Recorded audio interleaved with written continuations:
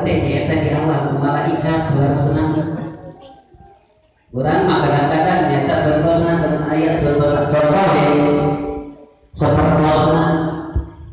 lamun ayat pertikahan akan pertikahan supaya dengan bahasana diabadikan mohon dipotong mohon tapi kadang-kadang amal urang anu sapoe saperti nyata diabadikan ku Allah taala melakukan wakilna nyata dipersembahkan ku Gusti Allah saamalan pan kadang-kadang urang mah teu nyambut kadang-kadang mohon ngewodan teu apa eta masa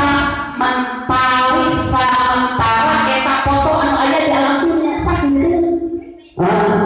kadang-kadang itu terjadi diabadikan bahasana padahal mah bakal diabadikan make catatan urang amal urang anu saya anu Allah pasti bakal kapenah eta abadi tapi sementara segeuteunya sementara tapi tambahkan maka iman sareng takwaan terhadap Gusti Allah sabab urang lamun teu ngalakuan eta paul ka bina-bina sedengan lamun urang hayang dimuliakeun ku Gusti Allah kalungana ibadah teh nyaeta takwa teh karena imtithalul awamirillah wa tinabun nawahi teh